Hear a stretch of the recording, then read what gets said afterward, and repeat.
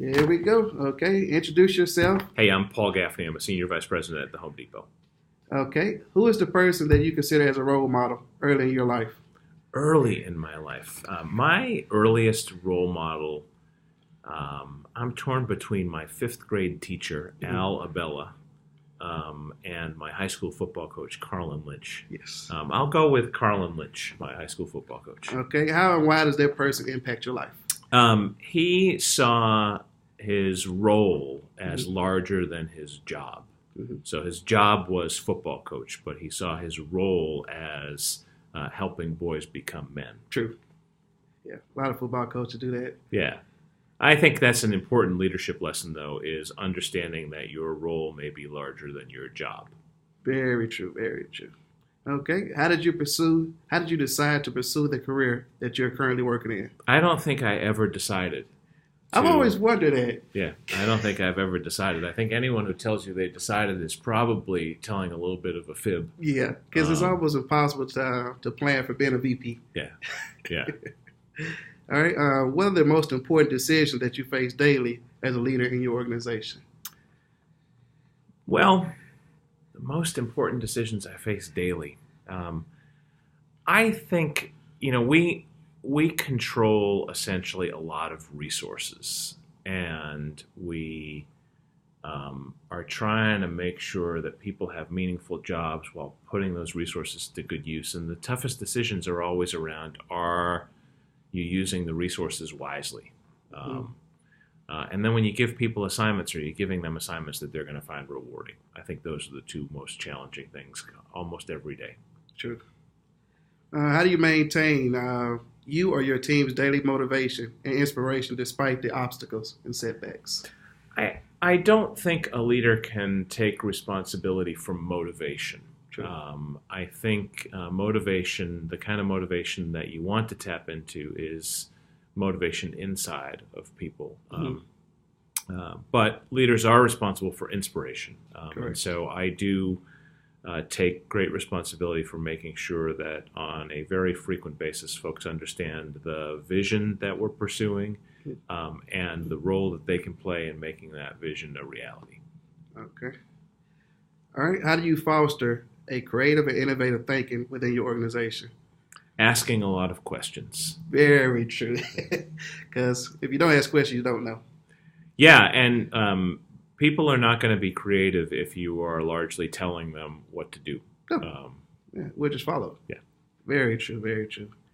All right. What is most important to you and your organization as far as vision or core values? Well, what's most important to me is that people learn to accomplish more than they thought they could. That's my internal mission.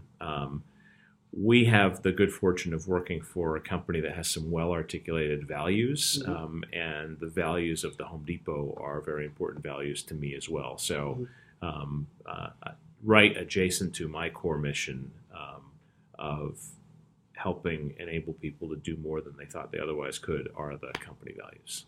That's very true. Because I can kind of speak to that. I was part of the first Orange Method group.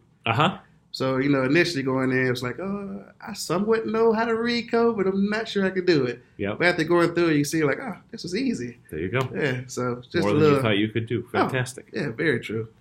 All right. What advice would you give a new employee going into leadership position for the first time?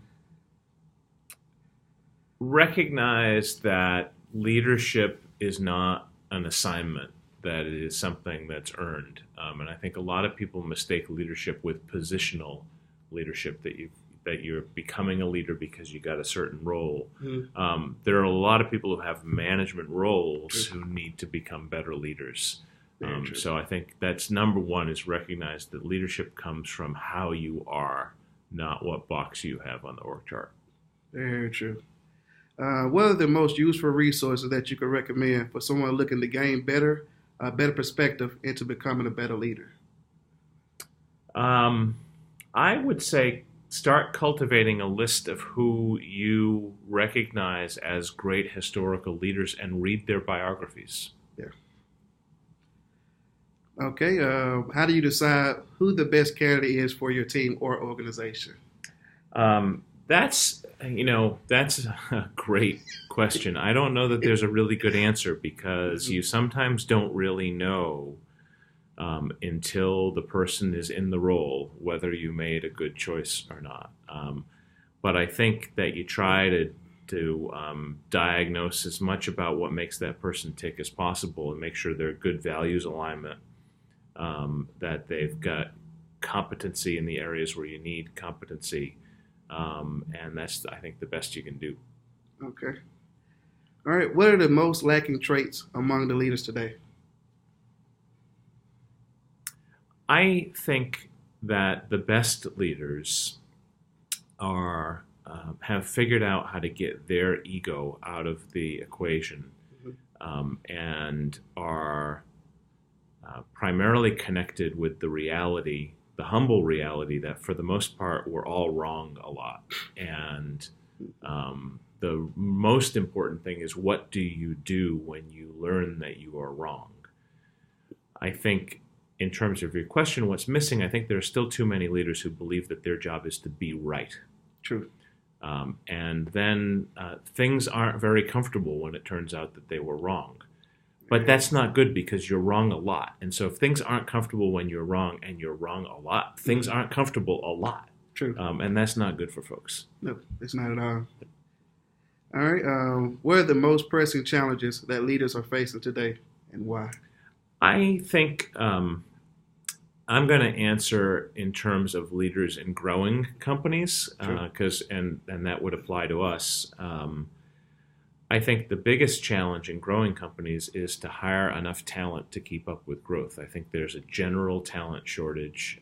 There's a huge battle for talent, and finding and attracting more than your fair share of talent is a big challenge. Very true. Do you have a mentor? I have a couple of folks who I get some good guidance from.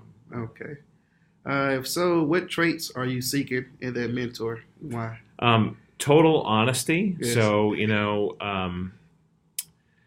the bigger scope of job you get, interesting things happen, like more people laugh at your jokes, and more people think your ideas are fantastic, and they're all lying, and you need to find people who don't feel like they need to kiss up to you. Very true, very true. Someone who's honest. Yep. Yeah. All right. What are you doing daily to ensure your growth and development continues as a leader? Daily. Every day, now I don't pull this off every day. My goal is to do this every day, is to reflect on were there instances during the day where I could have been a better listener. Yeah. My number one personal watch out is, am I not being a good listener? Yeah. So I try to reflect on that every day. Yeah, that's what I used to do. I listen first. Because usually we're always quick to just respond to a question before it's finished. Yeah, especially in IT. That's a good thing to correct. Yes, it is. Yeah. And then I guess the last question, just give me a fun fact about yourself. Fun fact about myself. You probably don't know this. For many years, I was a high school football official, and then for about 6 or 7 years, a college football official, and learned interesting things about controlling people's emotions in that situation. It's almost impossible on the football field. Yeah. And your favorite college football team? My favorite college football team? Oh, well, I have to go with the alma mater. I'm a fan of the Harvard college football team. Okay, They've produced more NFLers than any other Ivy League program. As long as it's not Bama. And they're champions of the 90s. Yes. Like the 1890s. Oh. And that was pretty much it. That's all the question I had. Great, Jeremy. I hope that helps you out. Oh, yes, it does. Best of luck with your studies. Okay. And thank you. Glad you enjoyed Orange Method. Oh, yes, I did. All right. See ya.